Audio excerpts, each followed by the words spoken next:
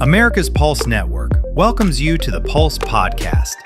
Today we've got a packed show, from breaking news to informative topics that will keep you well informed. So, please click the subscribe button to get notified of upcoming episodes.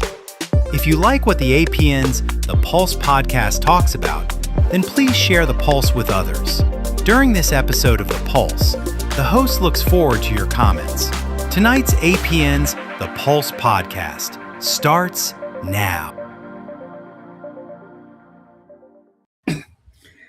Hey everybody, good late evening. We've had some pretty serious technical difficulties, as you can tell. I got a different background now, and we were gone for a while, but we think we got it fixed. It was all on my end, so we should be good now. So we're going to try this all again, and we're going to post this after like we normally do. So if you don't watch it now, and I don't blame you, it's kind of late. If you're old like me, people probably in bed now. But we're going to try it anyway. So hope you all having a good week so far. I know it's Wiener Wednesday, so hope you had your hot dogs today and are looking forward to the last 2 days of the week. Just a little information. I think I'm not quite sure yet. Next week I will be out of pocket for probably a week or two, possibly. I'm trying to get, or there's a surgery scheduled, but some issues have popped up, and they might need to reschedule my surgery. So I won't know until tomorrow or Friday what's going on.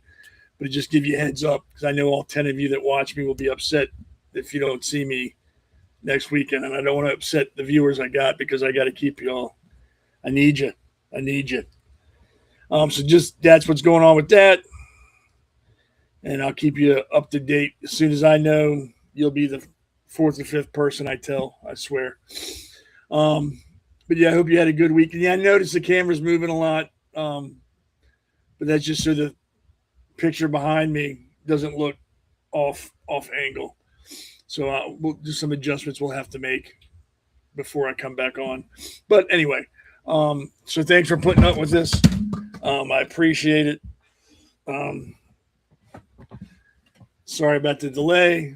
So let's get right into the breaking news and talk about some of that stuff.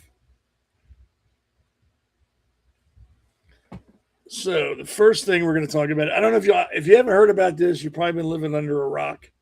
It was in Pensacola, Florida. The Blue Angels were doing an air show. I think it was Breakfast with the Angels or something like that. And one of the pilots took a pretty low pass over the crowd that had assembled, obviously, to watch them. Low enough to where when the jet wash hit them, umbrellas were blown away, chairs were knocked over. Some people stumbled and fell. I don't think anybody complained, because you're at an air show and it's the Blue Angels, and they're probably like, "Oh, that's cool as hell." I mean, it was real. Like, if you had thrown a baseball in the air, you'd have hit that jet. It was pretty low, probably a little lower than the pilot intended. But if I was going to be flown over by a pilot that low and that fast, I would feel much better at being a Blue Angel than Billy Bob, who does the crop dusting down the street for me. I don't think at any point when that was going on was anybody in any danger. But of course, the Karens came out. Trump's fault. Trump should be ashamed. Number one, Trump has nothing to do with this at all, period. Nothing. He's the president of the U.S. This is a Navy air show. He's got nothing to do with this. The Secretary of the Navy is who people should be complaining about. And he came out and said, you know what, suck it up. No harm, no foul. There'll be no charges pressed against the pilot. He's not going to be grounded. Life happens. Secretary of Defense Pete Hegseth said the flyovers will, continue until morale improves. There was nothing wrong with this. I mean, really, people were probably excited for that to happen. I'm sure the pilot was a little like, damn, I banked too hard or whatever. I'm not a pilot. I don't know. But I'm sure he was. I don't even think he was concerned. Again, if that was going to happen to you, that's the best type of pilot to have it happen with, a Blue Angel. Again, there was no threat of injury from the plane at any time. From everything I've read, there's been no reported injuries from the flyover, nothing. It's just a bunch of white, rich, liberal women with too much free time on their goddamn hands bitching about something that has nothing to do with the person they're bitching about, has nothing to do with Trump. But every post you saw was Trump did this, Trump did that. Trump needs to be impeached. He put people in danger. You know what? It's like these liberal women call people Nazis and fascists. They say it so much, it doesn't mean anything anymore. Nobody cares. So they complain about Trump. Nobody cares. Shut up and go make a sandwich. I mean, find something to do with your time rather than spend all your time looking for reasons to be pissed off at somebody. Get a life or get married or get divorced, whatever you need to do it because we're tired of dealing with your shit. During the July 2026 practice run in Pensacola, Florida, a Blue Angel jet made an abnormally low pass over a crowded beach. The maneuver sent chairs, sand, and umbrellas flying. No injuries were reported. While the commander called it unsafe, Pentagon and White House officials celebrated the high-speed flyby. It is what it is. It's done and over with. Let's move on. But this is going to stay in the news for weeks.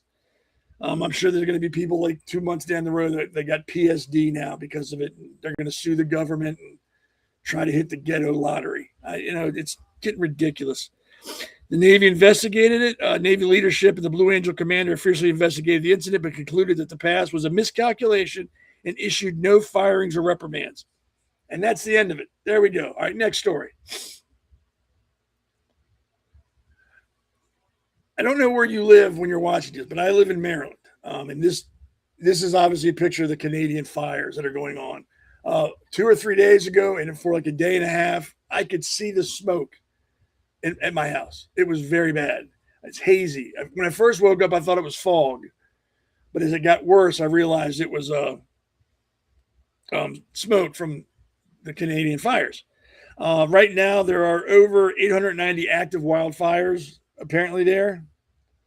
100 of them have been officially classified as out of control. So I don't know if that means the other 790 are under control. I don't know.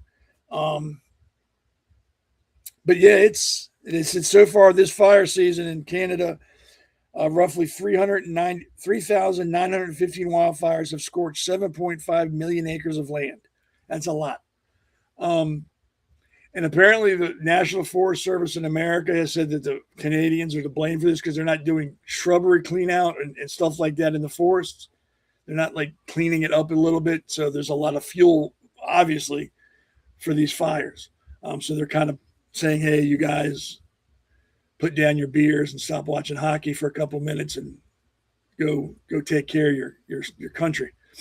I don't know if there's been any deaths attributed to this yet or anything like that. But like I said, it has affected some of the East Coast and I think the Midwest and the Northwest.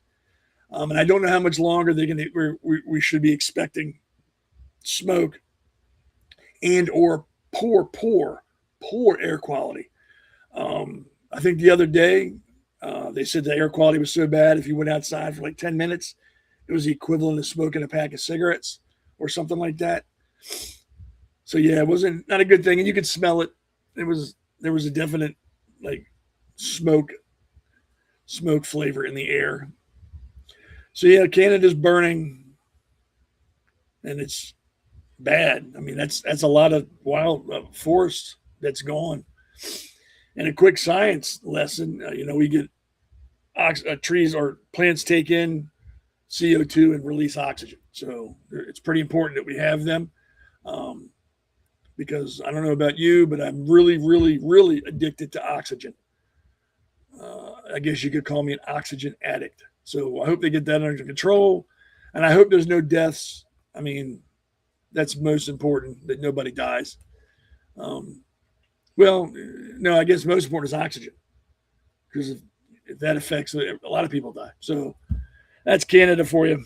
What can you expect? Oh, I'm sorry, yeah. 7.4 million acres have burned. They're saying it was driven by summer heat, dry conditions, and strong winds. They're saying there's 900 active wildfires burning simultaneously. So I guess the 3,915 is just like total for the year. And currently there's 900 active which is a lot. I mean, one wildfire is a lot. I can't imagine trying to fight 900. That's kind of crazy. All right, let's go to the next story. There we go. This is a cool one. I think before I get into it a lot, the doctor said it's like a 1 in 15 million chance that this could happen. This woman, I think it was in Australia, gave birth to identical quadruplet daughters. And they said that's a 1 in 15 million chance. That's pretty cool. I'm sure it's going to be a Herculean task for her to raise 4 children. And she's 34 years old. Her name is Gentar Sal Namaona. So I'm pretty sure I butchered that name. But yeah, I think that's really cool. Identical twins is, I don't think the odds are that bad. If you have 3 twins, you're probably getting up there. But to have 4 identical twins, like I said, is 1 in 15 million for that to happen. And from what I've read, it's natural. I don't think there was any like fertility drugs used or anything. Again, from what I've read and seen, that could be wrong, but that's and she's 34 in Australia. And they didn't have the names of the babies posted, so I don't know what they're going to be. I would just name them north, south, east, west, and keep it simple. That way you can just don't have to remember much. But yep, there they are, the 4 babies, all identical, all girls, all born to one woman. 1 to 15 million. If I were her, I'd hit the casino or start buying lotto tickets because she's on a run. That's pretty impressive. So there's other breaking news, but and this may not be breaking now, but this is stuff that has caught my eye, and I just wanted to talk about. So there's that. So let's jump on ahead here. Now we're the title of this next segment is period. End of story. And before I get into this, I want to make make sure everybody understands. I am not picking on people when I do this because I don't know these people. So in a story, if I'm making fun of someone, I don't know them. I'm making fun of their business or their policies or what they say. I'm not making fun of these people because I don't know them. So save your emails and your text messages saying how nasty and mean I am and I need to lighten up, blah, blah, blah, blah, blah, blah. Because just so you know, if it starts off like that in the first couple lines of the email, I delete it and don't read the rest of it. So you're wasting your time. Just so that's there. All right, so let's bring up this next. And if you haven't heard this, I don't know. I really don't. His name is Ashley Webb. She is running for the planner's position that he stepped down from in Maine. I believe it's Senate. Of course, she's a transsexual, as you can tell. I mean, he's not fooling anybody. He's got more beard than I got. And of course, they had a debate, or not really a debate, like a forum with a couple other candidates, like last week, I believe. And, why do you want to be, what makes you think that you're a good candidate for this position? And her answer pretty much in a nutshell is, I wrote a children's book. I'm an intelligent person and I can empathize. And this is the kicker. This is why I'm talking about her. He has rectal periods once a month. That's what he said. I experience monthly abdominal cramping and bleeding due to hormone fluctuations through my rectum. That's, and they said it with a straight face. Everybody on the stage kind of shook their heads like, yeah, I understand your pain. I don't, like I said, I'm not making fun of it. Obviously, this person has a mental illness, obviously. And I feel nothing but sorrow for them. And I hope they get the help they need. And for everybody on that stage and everybody in that crowd to hear a man say that I have periods through my rectum, I bleed monthly through my rectum, and to enable that person to go, yeah, that's rough. I think those people need help too. And I've used this analogy before. If your friend comes to your house and they have a bone sticking out of their arm and it's bleeding, and you go, hey man, you got a compound fracture. We need to get you to the hospital. And they go, no, it's not a compound fracture. It's a wing. I'm okay. As a friend, would you go, oh, all right, that's fine. You got a wing. That's cool. Let's go get a couple beers. Or would you go, no, man, you have a serious medical issue. We need to address this. Let's get you to the hospital and have somebody who can look at you. I don't understand how these people enable. I think I read somewhere before that transsexuals, there's actually like 1% of 1% who actually are transsexual, that don't have a mental illness. That's how they're wired. That, hey, I'm not a guy, I'm not a girl, I'm a man, I'm a woman. The rest have mental illness. Mother Nature really doesn't screw up that often. And Mother Nature will self-correct. It may take decades or centuries, but it self-corrects. And we have people now, a man who says they get periods through their rectum. Someone just said that's called hemorrhoids, not a period. And we all know that number one, no, they're not bleeding monthly through the rectum. We know this. Number two, if they are, that's what it is. Hemorrhoids or whatever, like a cut on your butt. I don't know. But it's not a period. It's not a menstrual cycle because men can't have that. That's strictly for the female species. But for no one to say something to this man and go, look, dude, it's great that you're running for political office. That, I applaud that.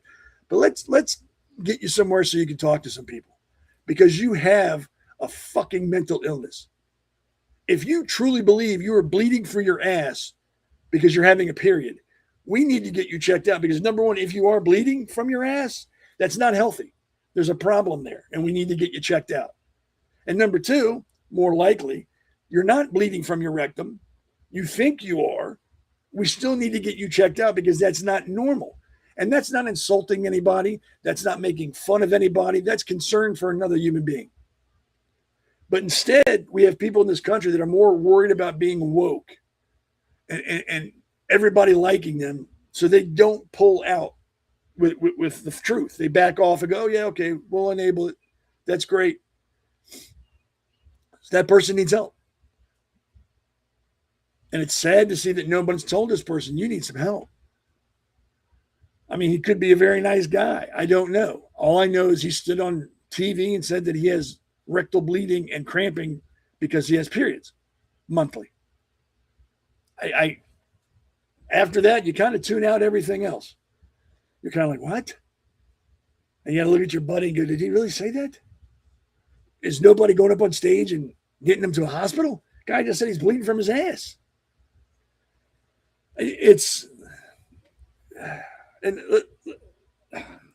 it doesn't stop there. It doesn't stop there. Let's go to the next slide here. Another mental midget. Sarah McBride is I believe Congress. He is a transgender who thinks she's a woman. Very outspoken. I've listened to some of what he says, and not once has he said anything that made me go, "Oh wow, that's very profound. That's very intelligent." I can't find fault with that.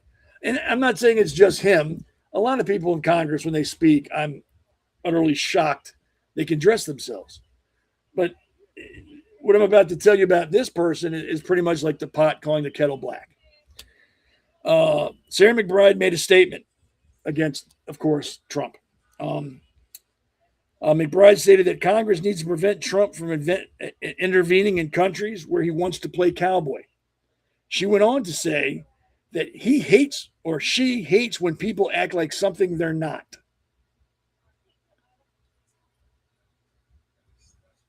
The transsexual said, I hate when people act like they're something when they're not.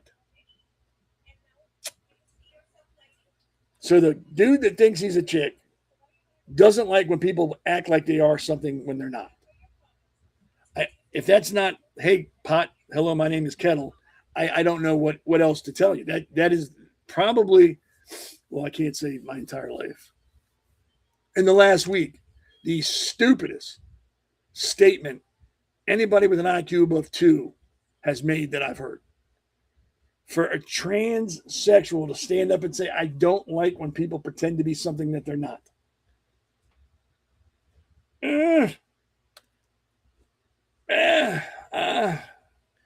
Did somebody tap her on the shoulder, him on the shoulder, and go, "Hey, you probably shouldn't have said that part out loud. That's probably something you should have kept as internal monologue." No.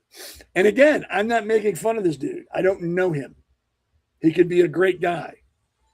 So I'm making fun of his statements and what he in his platform. Again, this is another person that needs mental help. I mean, that statement alone screams, help me. That really sounds like a redirection to me. Blame everybody else for what you do. Accuse people of what you do. That way that you can deflect the blame. I don't really think, I mean, when you look at the transsexual community, they have the highest suicide rates, highest depression rates, among other things. And then they will all turn around and say, well, they only suffer that because they couldn't transition sooner. But the thing is, after they transition, it doesn't get any better. It stays the same. If not, it gets a little worse. So transitioning has nothing to do with it. That's not the problem. Again, Mother Nature does not make mistakes very often, and they are far and few between. I think the problem is that they're going against their nature. You know, just because you feel something doesn't make it necessarily so. I feel like I'm a millionaire, and I feel like I'm the best looking man in the world. Doesn't make it so. And nobody I know is going to play along with that. Because if they do, they know they're feeding into delusion, which is not healthy for me. So if a friend of mine, and I've said it before, but a friend of mine came to my house today and said, hey, you know, I'm going to transition to a woman because I felt like I've been in the wrong body for a lot of years, and it just doesn't feel normal to me right now, and I want to be a woman. Well, if you know me and my friends, the first thing I do is I would laugh at them and point at them and call them all sorts of names because that's the relationship I have with them. But after I got done laughing at them, I would sit them down and find out what the problem was, because obviously there's something wrong. And it's not because you feel like a woman. Something is going on in your melon that isn't jiving, and we need to find out what that is. And that's what needs to happen to, like, that the guy that says he has rectal periods. Dude, that's not healthy.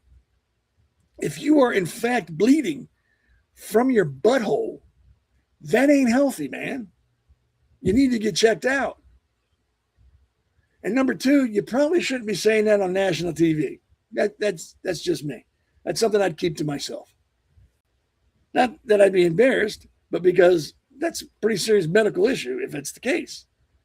And if it's not happening, like I said, you still need help, because what you're doing isn't normal. And then you got this Sarah McBride dude. The transsexual, I don't like it when people act like there's something and they're not. Kind of like a man who acts like a woman. Is that what, would that fall under what you don't like? We've come to a stage in this country where rather than be helpful and give people, a hand, we want to feed their delusions. We want to enable them, because we don't want to be that person. We don't want to be the one that everybody goes, oh, that's the guy that told Steve that he wasn't Sarah. He's really Steve. We would rather watch people suffer than do the right thing, because everybody knows doing the right thing ain't easy. You don't make many friends doing the right thing. But in the end, doing the right thing is its own reward. If the studies showed that after you did your transition, life got better for you, like depression rates went down, suicide rates went down, all the other horrible things that are associated, like the infections that you get. I mean, because what I've read, when a man becomes a woman, and I'm not going to get into graphic detail because it's horrible, they kind of cut you in four and then tuck it in. And that stays an open wound. It never really heals. All that. And if all that weren't bad, and after this all happened, you were 100% healthy and happy and everything was great, power to you. Congratulations. Go live your life. But it's not the case. Things get worse. and nobody says anything. Like, hey, don't do this.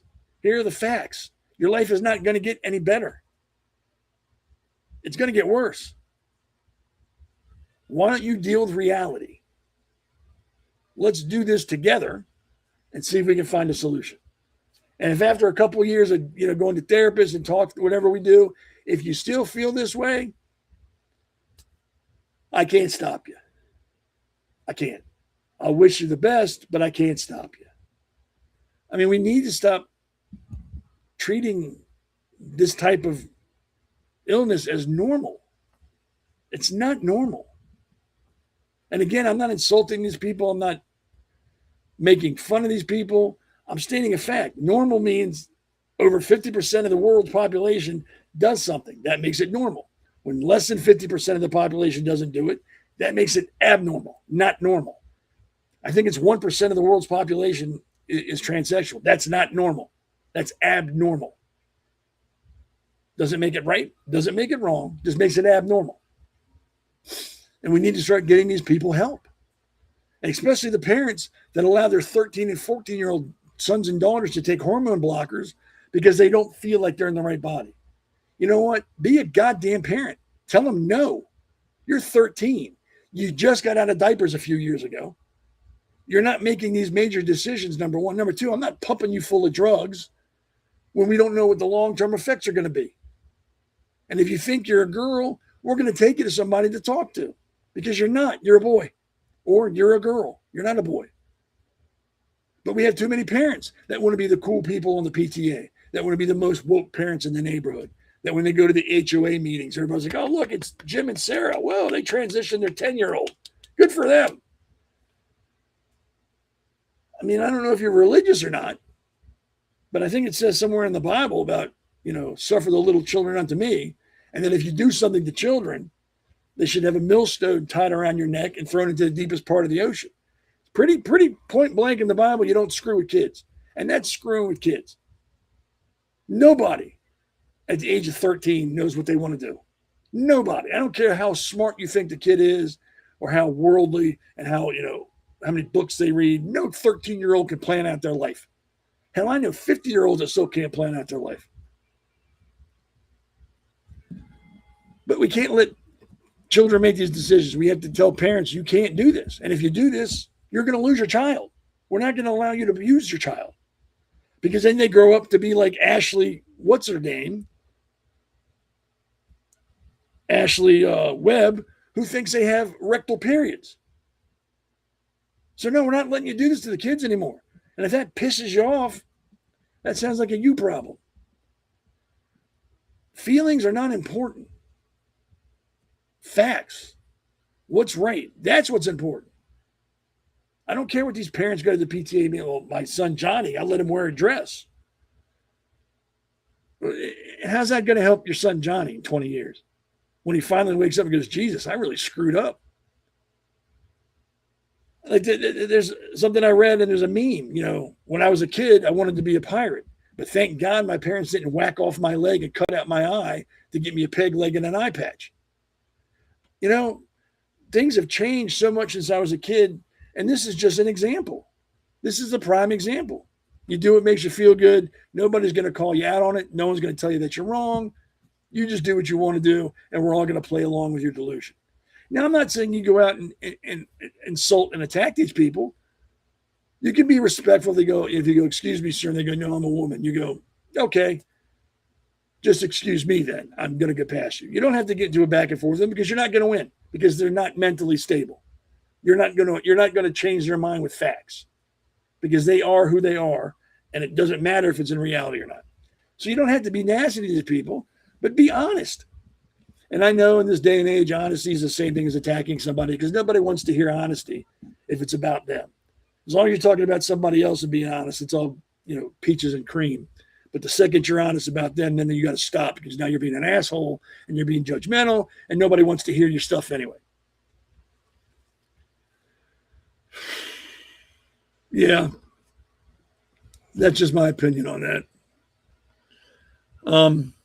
And before we go to the break, you are at the right place. This is the Pulse. We did have some major technical issues earlier, We got him straightened out. As you notice, I don't have the green screen anymore. I got Tony Soprano looking over my shoulder and Syl giving me the stink eye. I'm doing solo tonight. As you all know, Damon Galdo is running for Congress in New Jersey in District 1.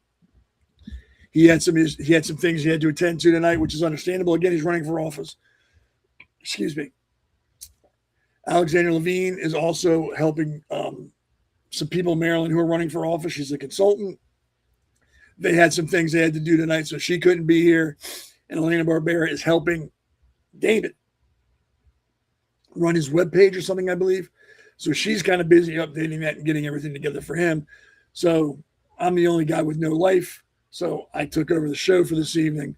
And you get to be stuck with me. And I'm Seth from the conservative corner. I'm sure some of you, like at least 2 or 3 of you, have watched that show. Podcast, not a show. It's a podcast. You've watched the podcast. So you should know who I am. And if you don't, now you do. Thanks for coming by tonight, hanging out. We got a little bit more of the podcast left. So we're going to take a break, pay some bills, and then I'll be right back with you.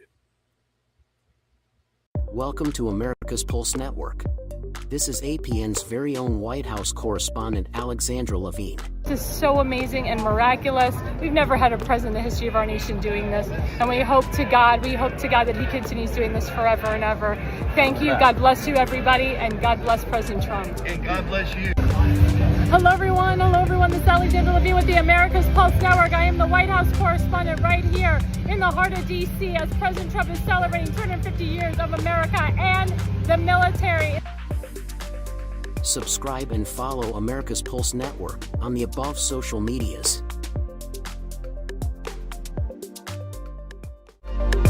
America's Pulse Network. During this episode of The Pulse, the host looks forward to your comments. If you like what the APN's The Pulse podcast talks about, then please share The Pulse with others.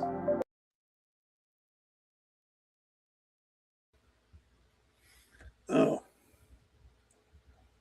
Gotta love this camera. It's got a mind of its own. There we go. And I'm back. So again, if you have anything you want to chat, like Can 76. Yes, the smoke was awful. I do agree with that. And like I said, I don't know how much longer we're going to deal with it. I mean, I don't think it was bad today. I didn't see it at least, so maybe we've got through the worst of it. I don't know.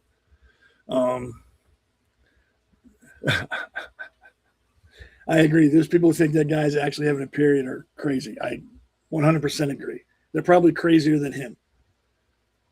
But so yeah, if you got something you want to say, put it over here in the chat, and I will get to it if I can. And if I don't, it's not that I'm ignoring you. It's just I'm doing something else and not paying attention, which is usually the reason for most of the issues I have in my life.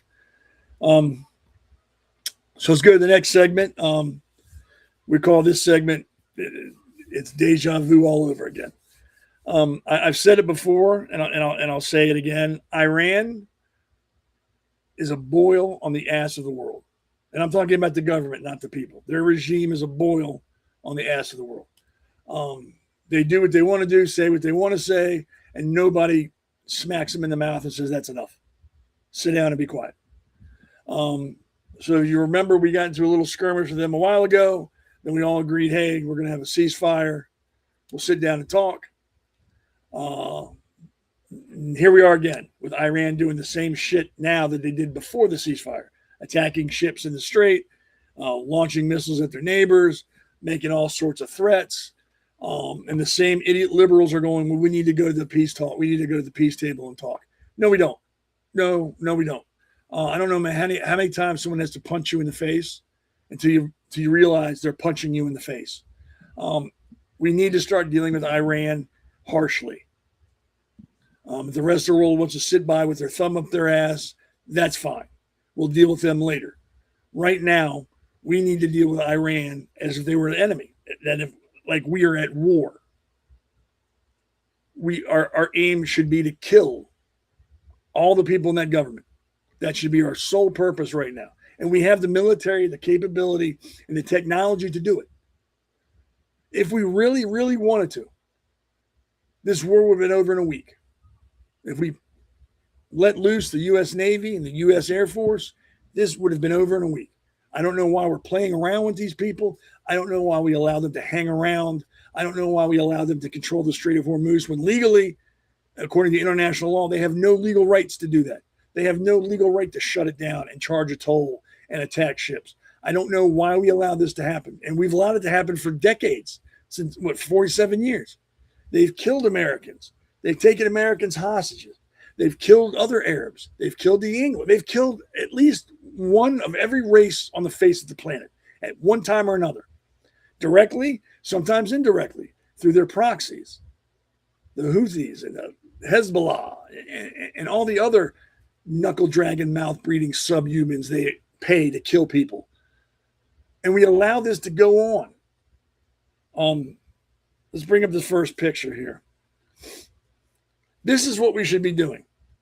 Bombing the shit out of them continuously. U.S. forces launch what CENTCOM says are precision strikes on Iranian military targets. Awesome. Keep it up. Keep doing it. Don't stop. Don't give them a minute of respite. Don't give them a minute to breathe. Continually bomb the shit out of them. The people in Iran are happy we're there. Every time they interview someone in Iran, they're applauding that we're there. They're applauding that we're taking out their government. So the people want us there. So we don't have to worry about that. And if all the other allies are going, you shouldn't be doing this, fuck them. Because they'll be the ones first in line to go get gas once we got all this shit straightened out. So screw them.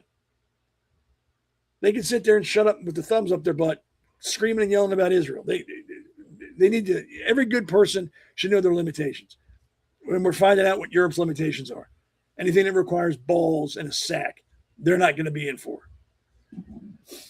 So this is what we're doing. And I think like 11 hours straight the other day, they bombed them, which is still short 11 hours, I'd say. They should have kept it going. You can only bully people for so long. And Iran's been bullying people in the Middle East and the world for decades.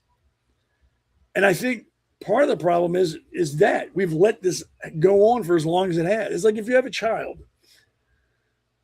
who's disrespectful and unruly, and you notice it one day, but you really don't say anything about it.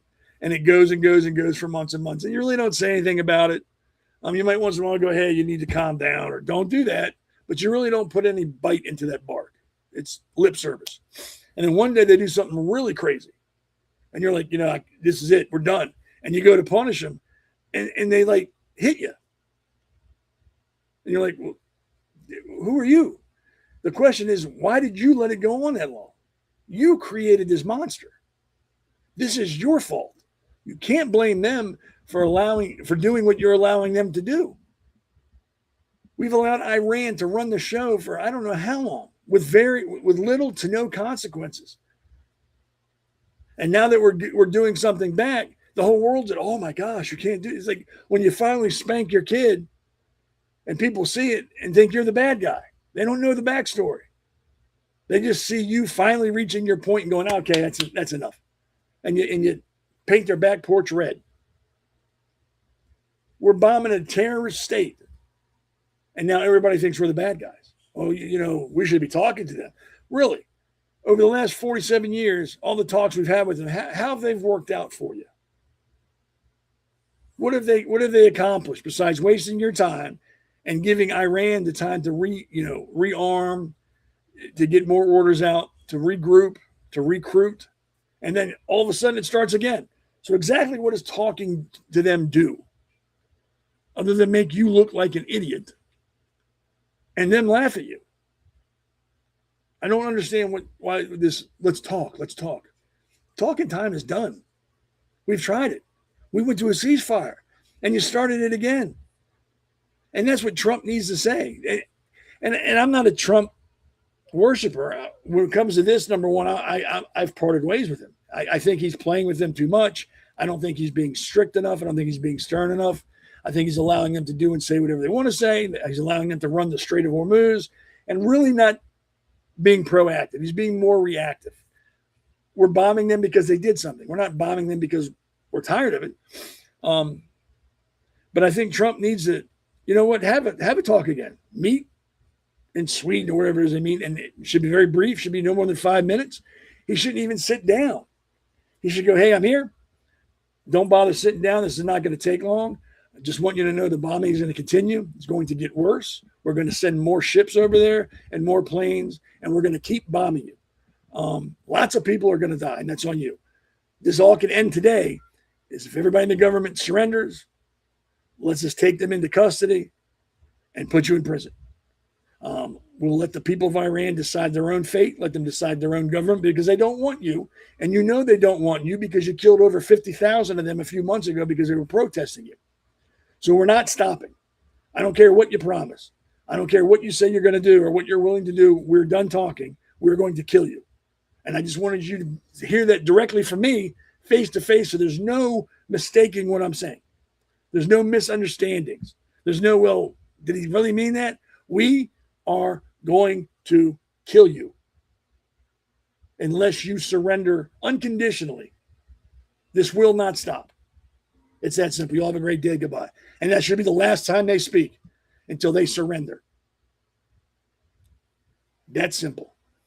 Not this back and forth. Well, we'll do this, but we're not conceding that. We're done. We're not. You don't got to concede anything. You don't got to promise us nothing. We don't care. You're a walking dead man and just don't know it yet. They have been doing the same thing to other countries that we should be doing to them. But we're not. And I don't understand why we're not. United States Central Command says has completed its 11th consecutive night of airstrikes against Iran to further degrade the country's ability to threaten commercial shipping in the Strait of Hormuz. In a statement late on Tuesday, CENTCOM and U.S. forces targeted Iranian military operations centers, maritime capabilities, aircraft hangars, drone storage facilities, and military logistics infrastructure. And it should keep going. I mean, we know where these people in the government live. Bomb their houses. They have no problem killing their own people. We should have no problem killing them. They killed over 50,000 of their own people. They executed an 18-year-old kid in the street because he's part of the protest. Him and like a couple other people in a public execution. If you're a woman and they see your hair, you're going to get stoned. They're going to beat you up. And if, God forbid, if you're gay in these countries, they will kill you. There's nothing about these governments that is redeeming. Nothing. So why we're playing with them, I don't know.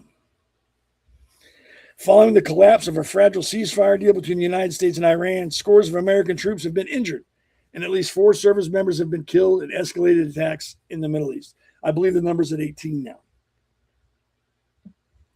which is sad. Anytime an American service person is killed, it's horrible. But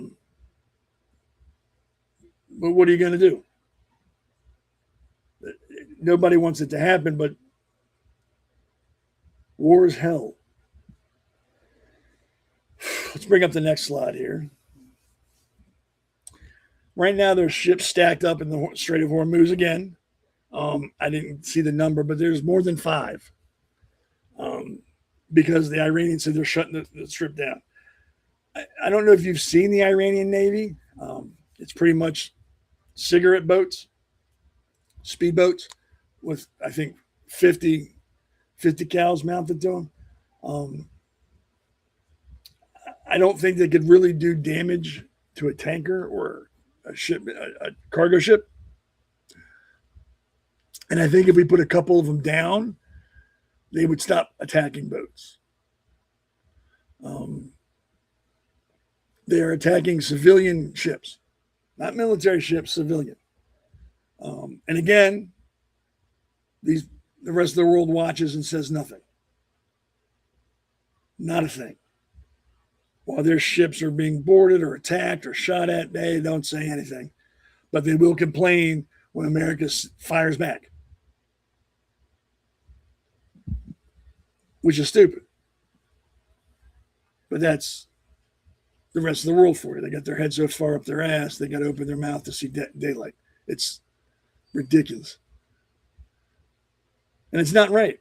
Their country's being attacked. That ship is a flagship of their country. And they're letting them be attacked and boarded and stopped, and all by a country that's like that big on the map. We've allowed the bully to take charge. And we got nobody to blame but ourselves. We've allowed this to go on.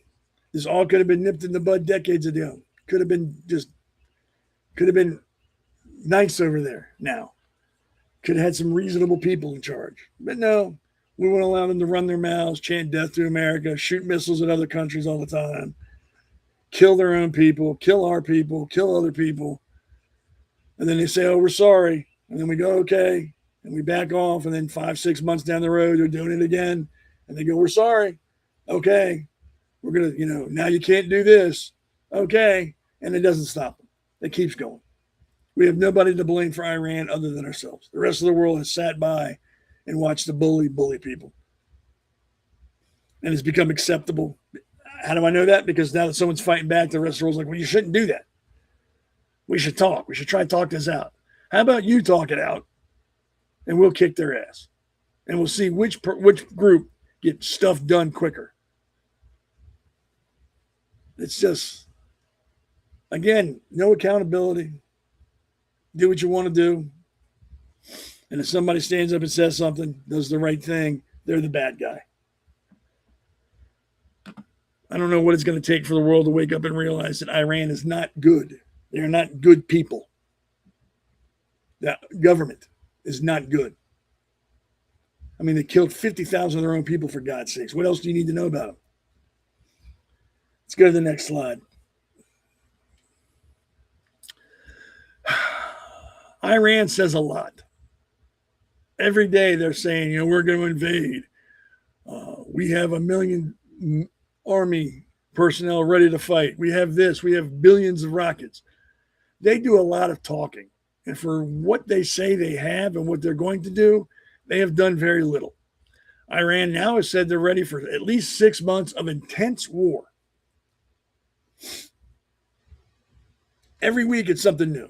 They shot down I don't know if you saw the picture on Facebook. It's like it's supposed to be a jet, and it looks like it's an aircraft carrier because the people standing next to it are like that big.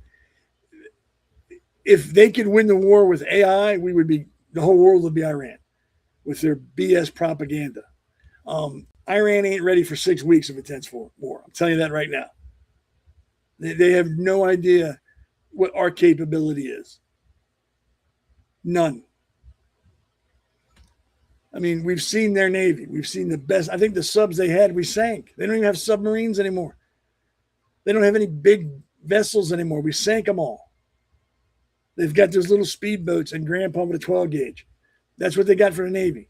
The Air Force is nowhere near as advanced or as well trained as ours is. They're not ready for 6 months. They're not ready for 6 weeks. They don't want 6 days of war. But they're going to do this because they want to bolster themselves up and hope that scares us. I mean, look at that picture where they got like miles and miles of rockets. I mean, come on. They could barely beat Iraq.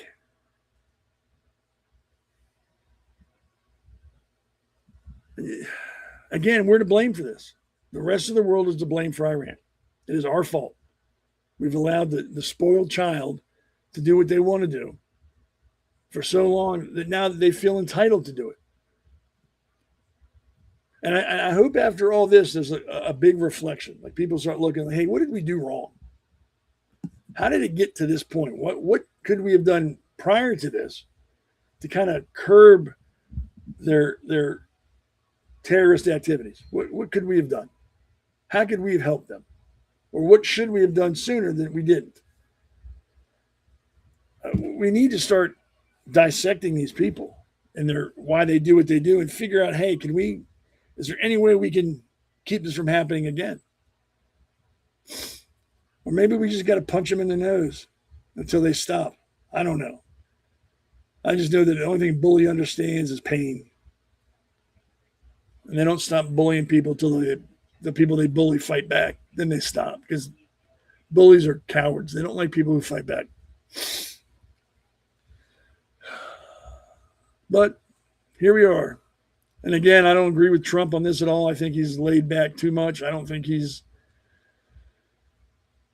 committed in the way he needs to be committed to make sure this doesn't happen again.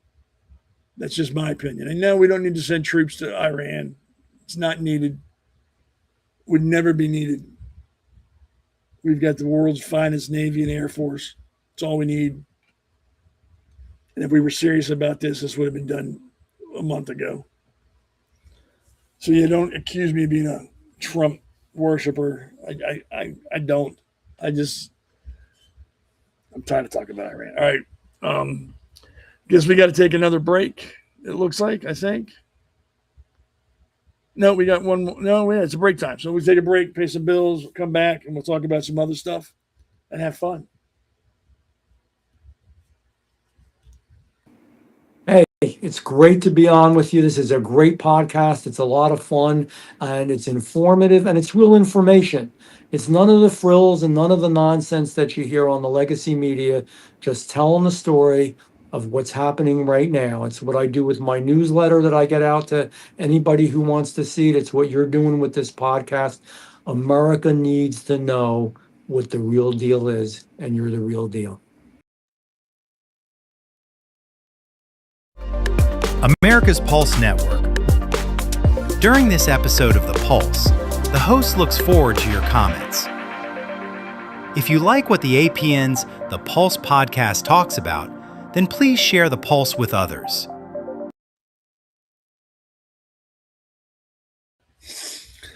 Hi, everybody. I am Seth Eisenberg, and you're with The Pulse. Usually we have 3 or 4 other people here.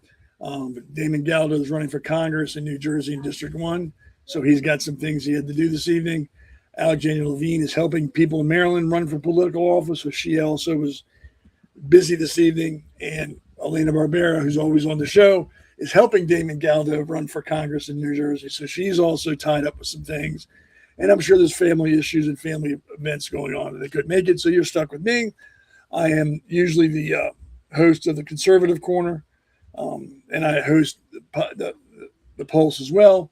Like I said, it's usually more than just me. So you are in the right place. You can see right there. You're at the right place, but it's just me.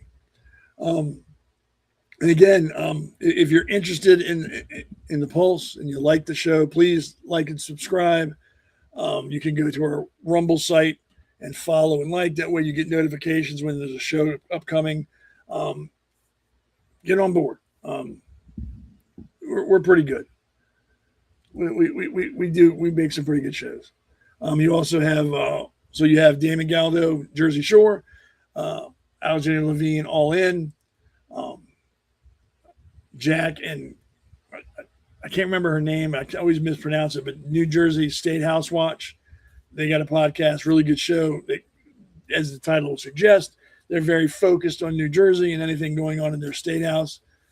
Constance, that's her name, Jack and Constance. Those two both ran for office as well.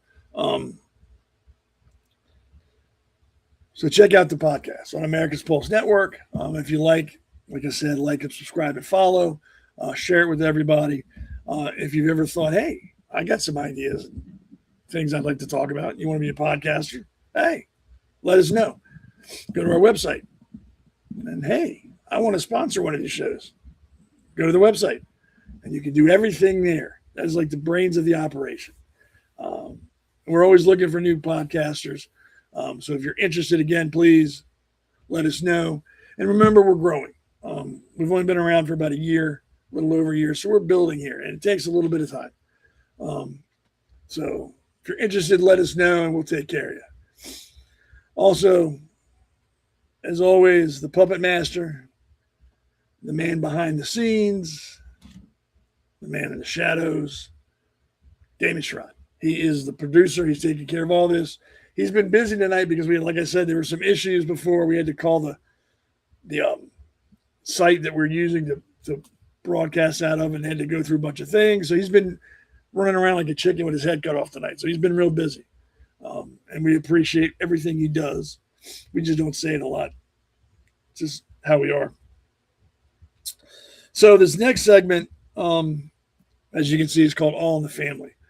And I wanted to talk about this because it kind of piggybacks off, our first segment where we talked about, transgender people and everything like that. You can bring up the first slide. It seems now that, a whole family, mom, dad, son, daughter, White House, picket fence, all that has now somehow been twisted into be called white supremacy, racist, and other things. And that's not by accident. The family unit is where people get their strength from. That's where they get their support from. That's the base. That's where everything starts, is in the home. Liberals don't want that. They don't want you to depend on anybody else other than the government. The traditional nuclear family structure is shifting. There are more people, there are more working families than there are people at home now. Driven by economic pressures, rising divorce rates are going up, and changing social norms. There's a transition towards single-parent households, cohabitation, and single-occupancy homes.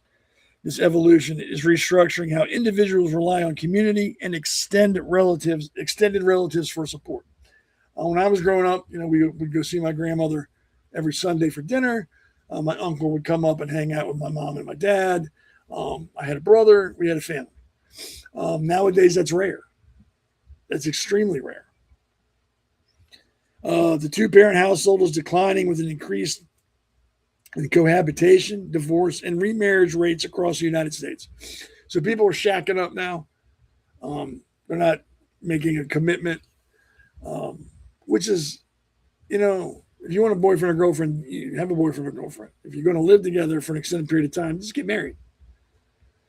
Divorce rates are increasing because, feminists, I don't need no man. I can do it on my own. I'm a strong, independent woman. So they don't need men. And the government will pay them not to have men. It's called welfare. It's called food stamps. The more kids you have and out of wedlock, the more money they give you. They promote it. And it's not good because everybody knows a two-family home is much better mentally for children than a single home. And again, I'm not picking on anybody. I'm not saying single mother homes are horrible and single father homes are better. I'm not saying that. What I'm saying is there are studies that support two-family homes are much better in the long run than single-family homes. Another thing I noticed when I was looking into this is there's a new catchphrase. Heteropatriarchy, a social system in which males and heterosexuality are privileged. I don't know what these people do all day. Do they sit around and come up with these nifty little words for things that they don't like to make it sound like it's official? If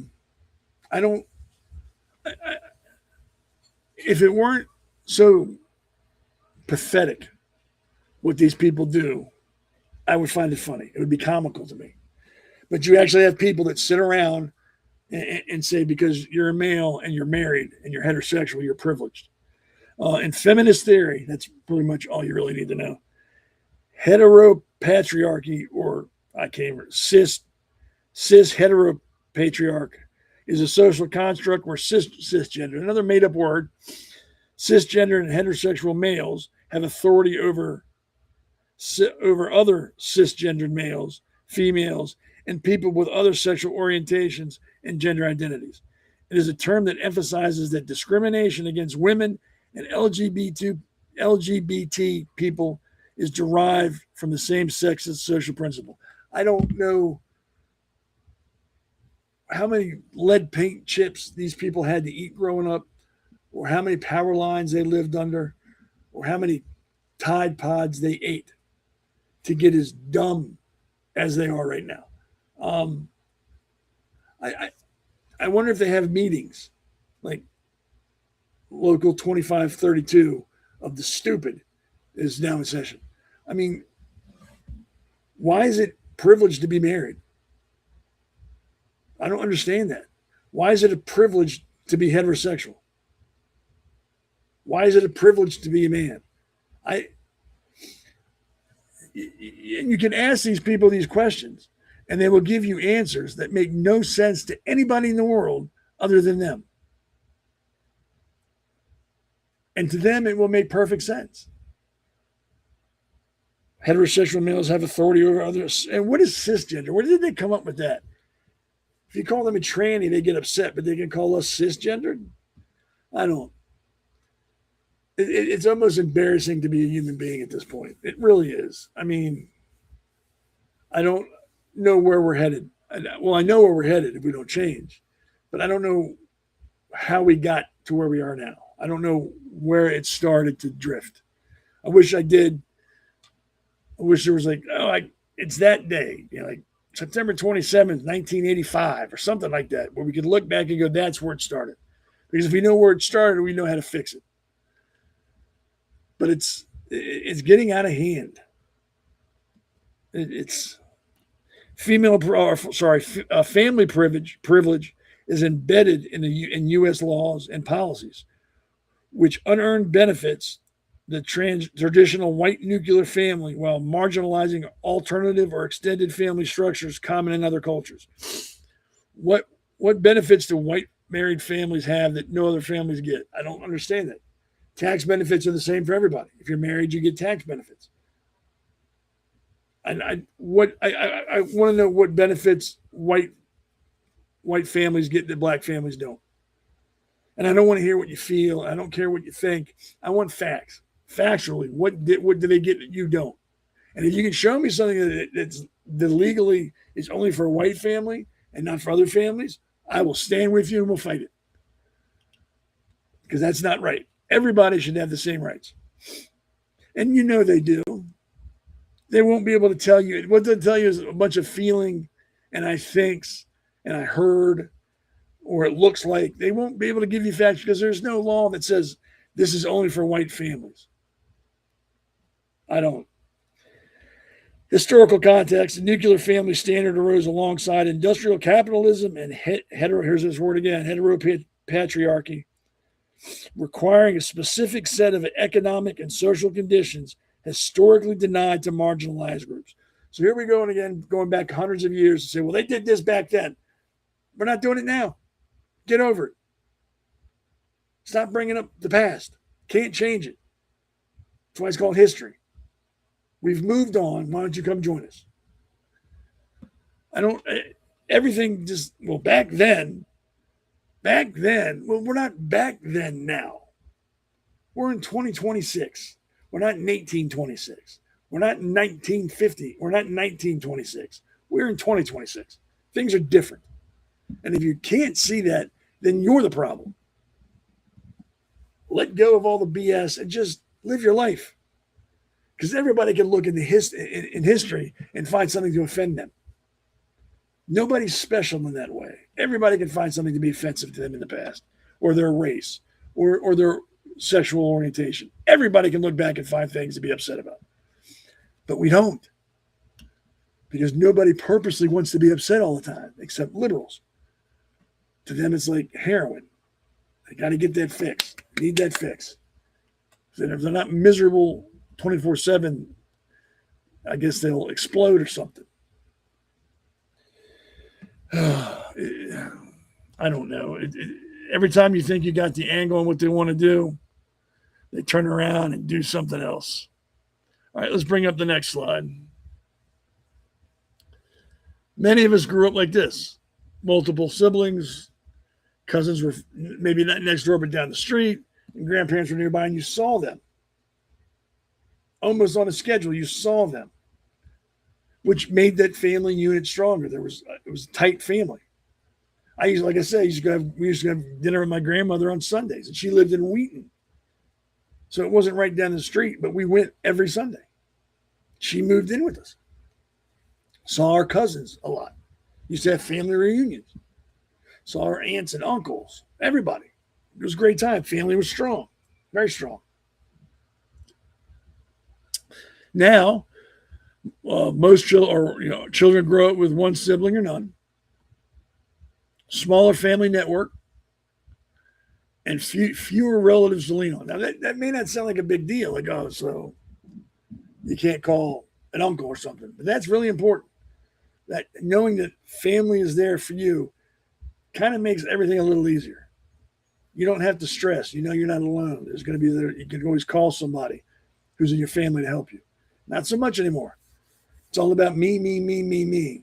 What I want to do. I'm going to do what I want to do. It makes me feel good. There's really no more family cohesion. And again, that's not by accident. That's by design. They want this to happen. Easier to control. Easier to manipulate people. When you don't have a unit that can back you, I guess I'll just do what they tell me. In no sense in making waves. Because there's no one behind you going, look, we'll help you. We got you. Don't worry about it. You do what's right. Don't worry about the rest. We're going to take care of you. And that's true. The village is growing smaller. And that doesn't mean in a liberal sense where you pay for everything for everybody and nobody has to work and blah, blah, blah. No. A true village is everybody helps everybody. Everybody has a responsibility. They do what they're supposed to do. And if they don't, they're held accountable. It only works if everybody works together. Not like the libs that just want to throw money at everybody and, hey, I'll take care of this. We'll take care of everything for you. Just stay home and don't do anything. We've got it all for you. No, that has never worked any time in the history of the world. Name me one country where socialism has worked. Name me one country where socialism or communism has been that people have grown wealthy and prospered and were healthy. Name one country. You can't, because it doesn't happen. I think we have one more slide, I believe. Yeah, that's what I just read of it. That's new. It's just ridiculous. It's sexist and white supremacist to have a family now and be cisgendered. They're trying to make the abnormal normal and the normal abnormal. Don't let them do it. Don't let them. Don't be ashamed if you're a man with a family.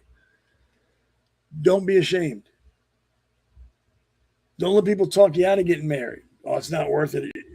Get married. Have children. That's what life's about. It's not about working 24/7, 365 until you die. Having kids is great. Having a wife is,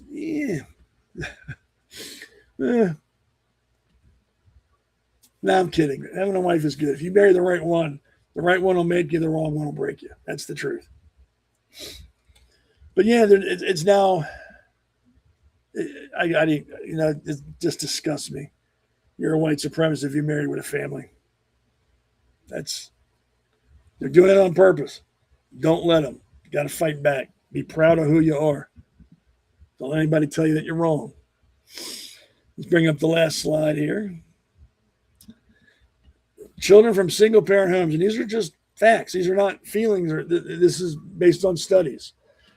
Children from single-parent homes are 5 times more likely to commit suicide, and that's horrible when a child takes their own life. That's horrible when anybody does, but it's even worse when it's a child.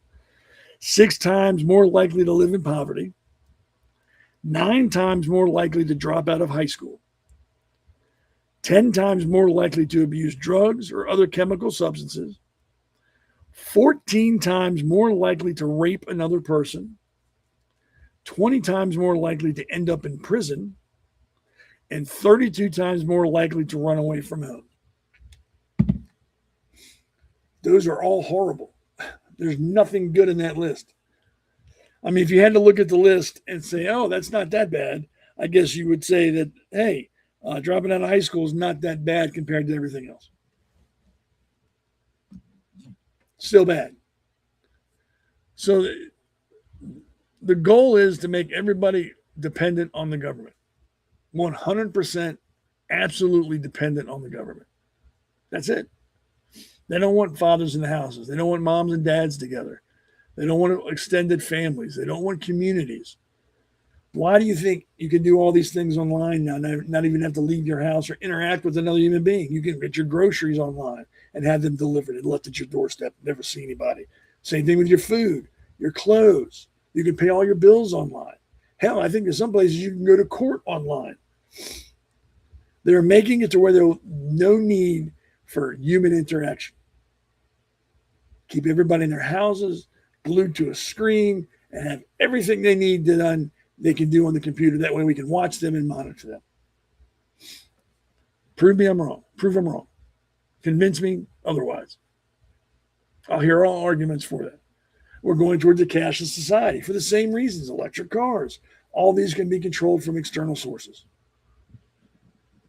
And if you think I'm wrong, fine. Tell me. Prove to me I'm wrong. Show me facts that say, hey, Seth, you're wrong. All this is good. I bet you can. Not because I'm always right, but because I think deep down inside, 99.9% of the population agree with that. That this is all heading in a direction that we don't want to go. And we need to stop it before we get there. Because it's not going to be good. Socialism is not good. And we're going to look at Norway, Sweden. They have a huge capitalist society. They do. They also have the highest taxes in the world. And they also have, what, a third of the population that we do. So I'm so sick of hearing, like, oh, what about them? What about them? Well, what about apples and bricks? Do I think that there's some things that need to be tweaked? Yes. But overall, we live in a great country. And it's ours to keep if we want to keep it. It's up to us. So, yeah.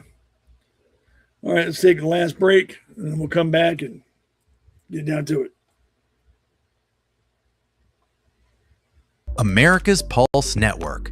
The mainstream media is bought and paid for. The truth is twisted to fit their agenda. But America is waking up. Because podcasts are the future for trusted media. Welcome to the America's Pulse Network. It is a network built by patriots that upholds the Constitution.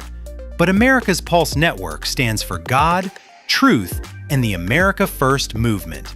There is no corporate propaganda, no government spin, just real news, real talk, and real voices fighting for faith, freedom, and the future of this great nation with common sense. Here are some of America's Pulse Network podcasts. Alexandra Levine Live, hosted by Alexandra Levine. Jersey Shore Podcast, hosted by Damon Galdo. The Conservative Corner, hosted by Seth Eisenberg. The New Jersey State House Watch, hosted by Jack Brangen and Constance Detzel. APN's The Pulse is moderated by either Alexandra, Damon, Elena, or Seth. Also tune into America's Pulse Network on the following social media platforms: X, Rumble, Truth Social, Parler, Facebook, YouTube, and Spotify. Join the revolution because the pulse of America beats for God and country. America's Pulse Network is for faith, family, freedom, and truth. America's Pulse Network. During this episode of The Pulse, the host looks forward to your comments. If you like what the APN's The Pulse podcast talks about, then please share The Pulse with others.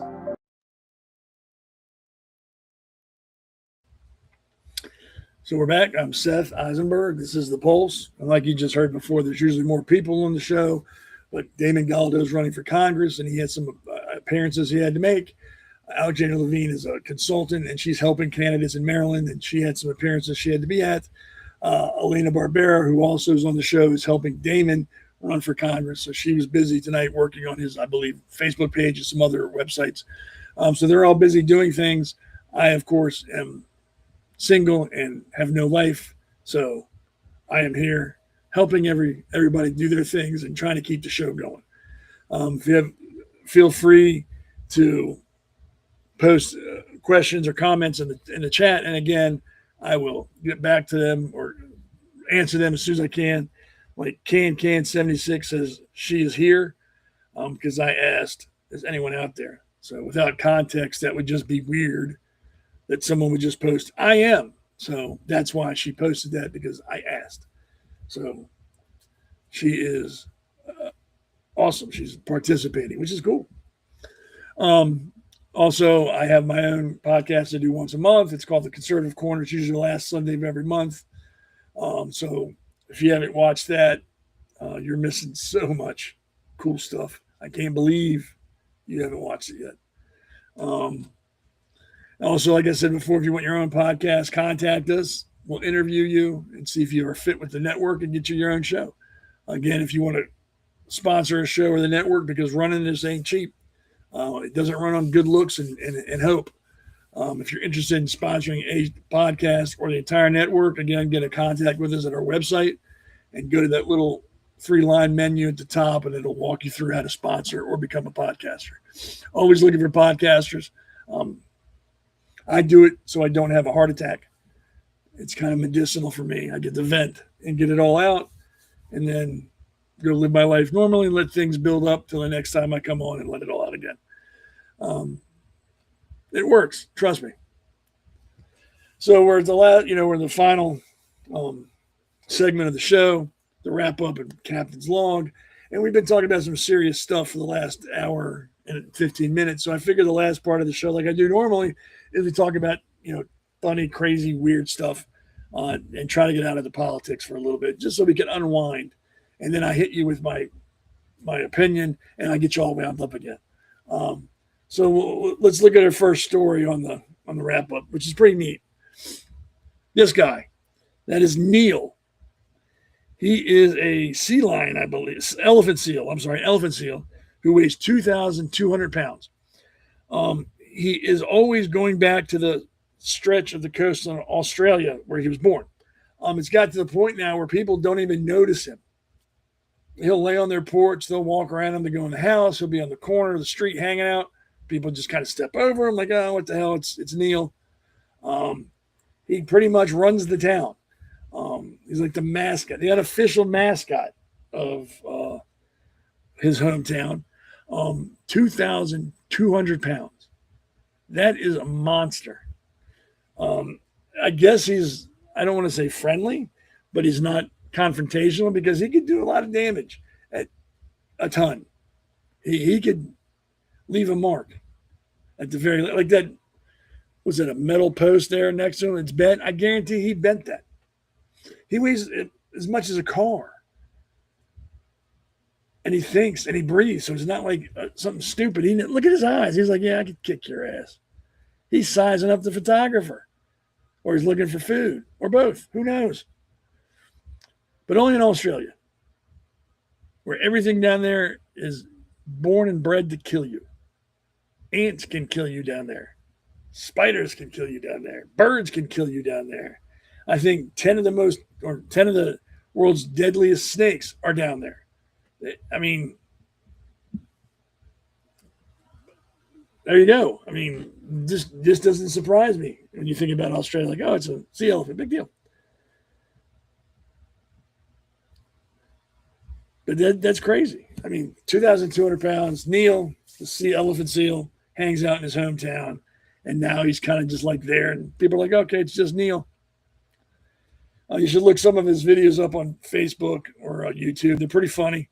I mean, he's big. I mean, and you really can't appreciate how enormous he is on a screen.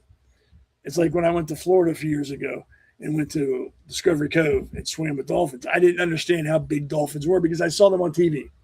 I thought they were like 5 or 6 feet big. That was it. Maybe 300 pounds. They are enormous. They're like 8-9 feet long. They're like 400 pounds, and it's like a muscle, one solid muscle. So yeah, you'll get an idea, but you can't appreciate it when you look online and see him. He's just a monster. This Neil the monster. All right, let's go to the next one. Now, this is an interesting one. This is really cool. Now, that's just a tree, an old oak tree, I believe. A massive oak tree that has been linked to the Robin Hood myth, where he sheltered and stayed around, him and his merry men. It's 1,200 years old and has died. Robin Hood's tree is dying or has died. A massive ancient oak tree linked to the legend of Robin Hood may have been loved to death. The 1,200-year-old major oak in Sherwood Forest is believed to have died after it didn't sprout leaves this spring. The Royal Society for the Protection of Birds said Thursday. So that is the actual tree involved with Robin Hood, where they camped around, and that's where they lived around that tree, as it's said. So I think that's pretty cool. I mean, it's not cool that it died, but it's cool that what the history is behind it. You know, Robin Hood robbed from the rich, gave to the poor, stuck it to the man when he could. But yeah, was pretty interesting when I saw that, so I figured I'd share that with you all. So that's in actual Sherwood Forest in England. Go figure. And I think we got one more here, or maybe two. Now, if you haven't heard about this, really, if you haven't heard about the diarrhea-causing lettuce, I don't know what you do for a living. It's called a cyclosporius. I can't even pronounce it phonetically. Parasite outbreak has been linked to shredded iceberg lettuce sourced from Taylor Farms de Mexico, sickening thousands across multiple states. The contaminated lettuce was primarily distributed through Taco Bell locations and retail stores like Walmart. Didn't Walmart have like the irradiated shrimp a while ago that had radiation or something like that? And Taco Bell, how would you know it was parasite-infested lettuce? I mean, anytime you eat Taco Bell, you end up in the bathroom. So nothing really changed for them. Nobody like, oh, wow, I'm sick. Must be Taco Bell. No, it's only, I'm not sick. What's wrong with the Taco Bell? So, yeah, nothing changed there. That fit right in with the menu, I'm assuming. And I jest. People who have this probably aren't having a great time, and I feel sorry for them. But you ate a Taco Bell. What exactly were you expecting to happen?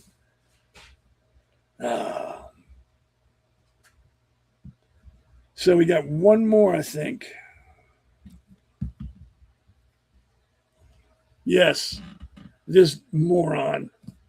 I don't know if you heard about this, but apparently her son was picked up trespassing or cited for trespassing. I don't know how that works. And she got to the scene and said, well, you know, I'm on The View. I'm a host. Can we just let my son go? What about, can I just take him with me now? It's funny because I think the show or two before, she had a show where she said, no one's above the law. If you break the law, you're going to be held accountable. That's how it should be. Until it happens in one of her families, like a typical liberal, then it's all different. Well, no, can't you just let him go? I'm important. I'm on TV. I'm on The View. Officers did not care. Obviously, they refused her request to drop the citation, and he was cited, and I believe he'll have a court date. It's trespassing, and he's not going to get like 90 years in prison. He might get like a $50, $60 fine. Nothing's going to happen to him. But I think it's funny that rules for thee, but not for me. And that's exactly what she's doing. I'm famous, so my son can do what he wants to do. You should drop charges. No. Survey says, kind of makes you chuckle. Because look at her. She actually thinks she's going to get something done because she's sunny and she's important. She's got things to do and people like her. And she's famous. She's on TV. Idiots. All these people are idiots. Everybody in Hollywood's an idiot. Nothing special about you, Sonny. Maybe you raise your son to obey the law and you won't have to worry about name dropping.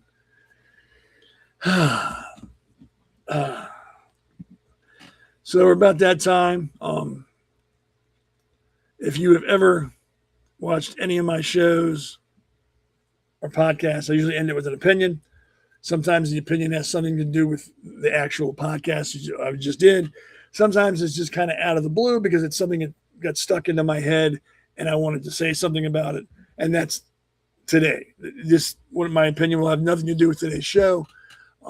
Just something that I've been thinking about and I couldn't get off my mind. So I figured I would share my opinion with you. And again, I'm not trying to change your mind on anything. I'm not trying to make you think like me.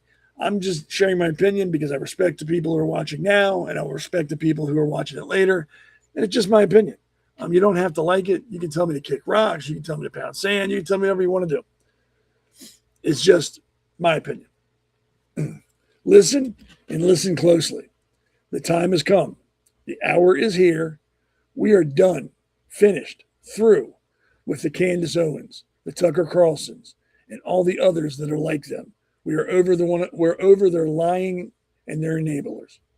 For years, they danced across our screens like prophets in designer suits. Candace Owens, sharp tongue, quicker pivot, Tucker Carlson, those piercing monologues that felt like truth serum until the mask slipped. The Hodge twins and the rest peddling fear and clicks and insider scoops that somehow always landed on the same grift. Keep the audience angry, keep the donations flowing, and keep the real work at arm's length. They sold outrage by the barrel, division by the ton, and we bought it. We cheered. We shared. We let them become the face of what we thought was resistance. No more. Those aren't principled warriors. They're performers, actors. Liars who learned the algorithm better than they learned history or economics, or even basic human decency. One day they're America first. The next, they're performing cranks, flirting with poison, tearing down anyone who dares question their brand. Tucker built an empire calling out the elites. Then he cozied up to the very chaos that weakens us. Owens turned legitimate gripes into personal crusades, burning bridges, making false allegations, and alienating allies faster than she could trend. The Hodges and their echo chamber crew, they thrive on the fringe, where every headline is apocalyptic, and every situation is, trust me, just subscribe. They don't build, they burn. They don't unify, they fracture. They don't seek truth, they chase virility. And in the process, they've made conservatism look like a clown car full of egos, where loyalty is measured by how loudly you defend the latest controversy, not how faithfully you defend the country. Enough. The time has come to close the book on these grifters and their traveling circus. Real conservatism isn't a podcast personality cult. It's not endless infighting or conspiracy rabbit holes that lead nowhere but to more subscribers. It's principles. It's limited government, strong borders, free market, individual liberty, and a culture that values truth over theater. It's the quiet work of building families, communities, and institutions that outlast the next election cycle. We don't need another savior with a microphone and a victim complex.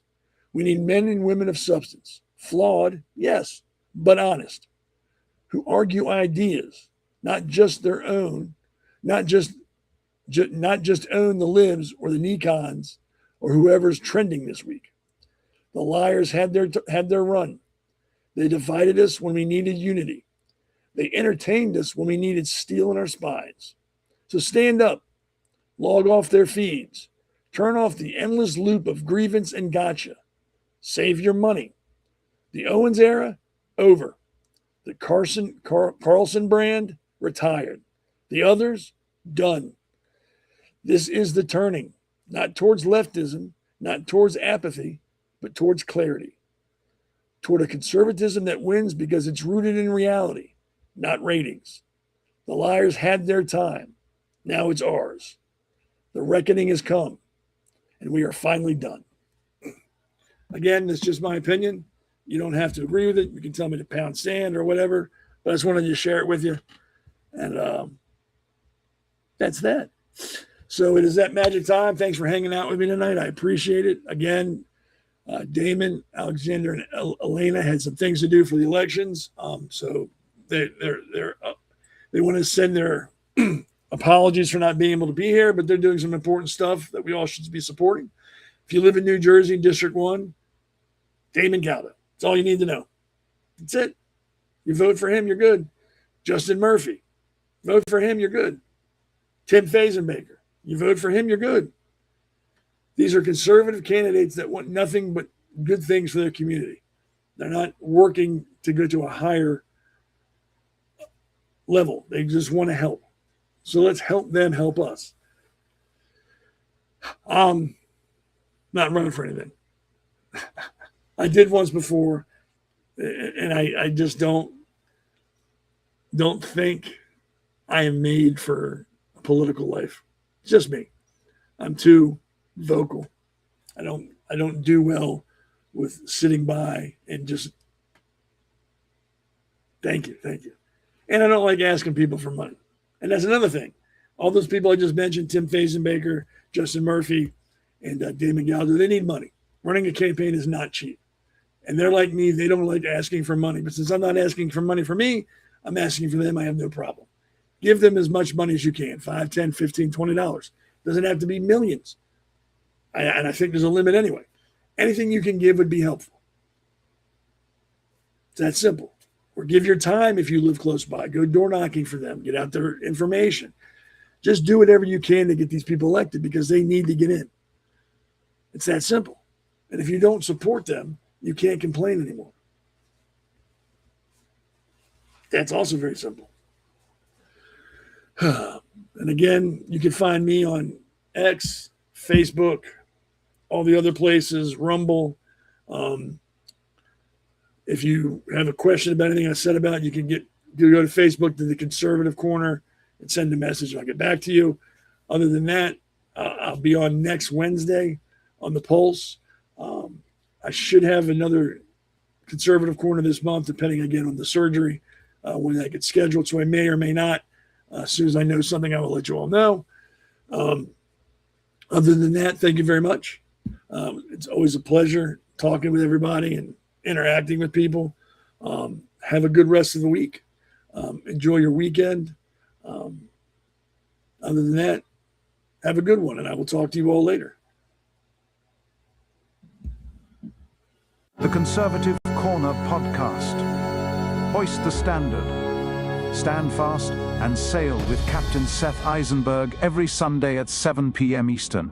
Yo, all hands, hoist the colors high.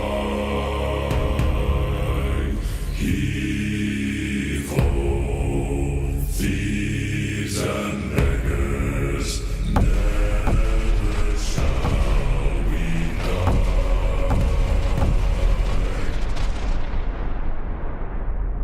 Now some have died and some are alive, and others sail on the sea with the keys to the cage and the devil to pay.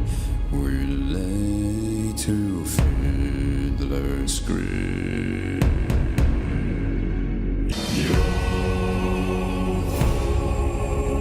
All together, hoist the colors high. Heave ho, thieves and beggars, never shall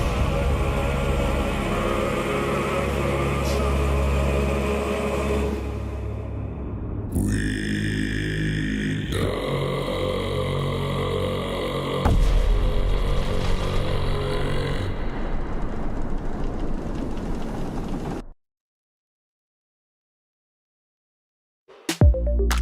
America's Pulse Network thanks you for watching tonight's episode of the Pulse Podcast. See you at the next packed episode that will take you from breaking news to informative topics. So please click on the subscribe button to get notified for upcoming episodes. If you liked what the Pulse covered, then share the Pulse Podcast with others. APN's The Pulse hosts look forward to seeing you on the next episode.